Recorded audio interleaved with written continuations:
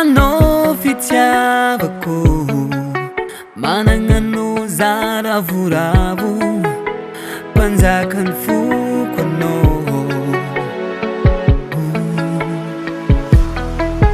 Anao fanagnako nanananao zaratsiolavo fatantananao zaho.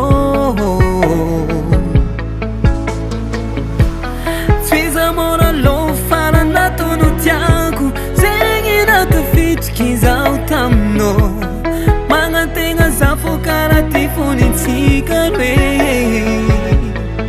kazivoagna azivoagna toetra tsara no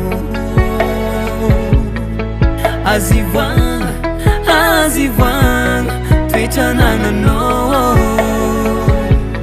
Tiako hainao tiako tsapanao fa naheraneza tanimba anao tsy ho very ampoko anao. Tiako hainao tiako tsapanao fa naheraneza tanimba anao tsy ho very fa tiako anao.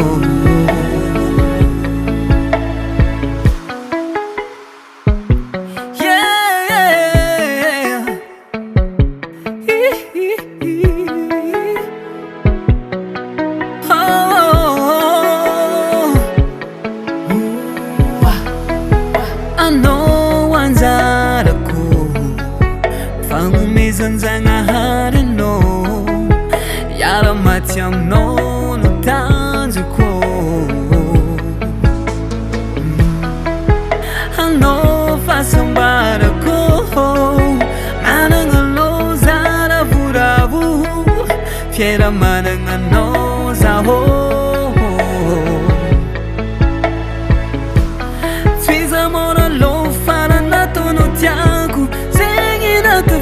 Kizao tamno mangatenga zafokara tifonitsika re kazivoagna azivoagna toetra tsara no azivoagna azivoagna toetra nananao. Tiako hainao tiako tsapanao fa naheraneza tanimba anao tsy ho very ampoko anao. Tiako hainao tiako tsapanao fa naheraneza tanimba anao tsy ho very fa tiako anao.